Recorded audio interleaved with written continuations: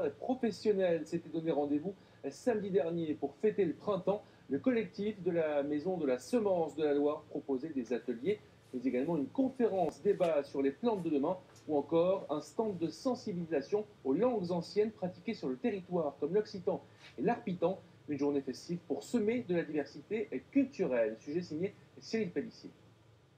Troc de graines et d'idées ce samedi à Marcilly-le-Châtel où jardiniers et paysans fêtaient le printemps. L'occasion pour beaucoup de s'approvisionner en semences reproductibles, d'apprendre à greffer des arbres fruitiers avec les croqueurs de pommes du Jarret ou d'échanger quelques mots en occitan ou en arpitan.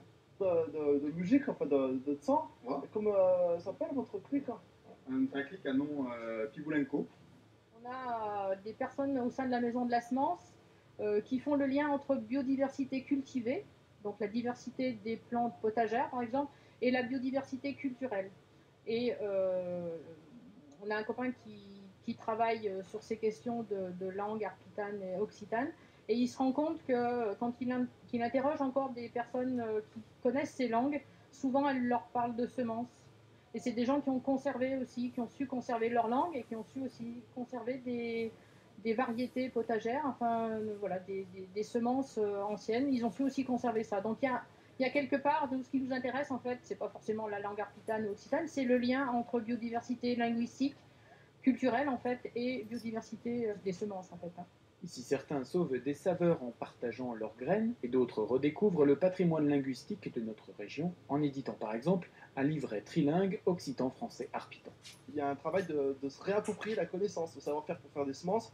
Donc ça c'est aussi un chapeau, petit à petit qu'on réapprend à faire monter un légume, par exemple si c'est une biannuelle, replanter son légume la deuxième année pour avoir un porte-graines et apprendre à cueillir la graine, à sélectionner. C'est toute une connaissance qu'on n'a pas eue en transmission. Une langue bien vivante que Michael transmet désormais à son fils de 7 ans. Un atelier gagarpitan est même proposé à Saint-Étienne tous les mercredis au Café Lecture, le remue-ménage.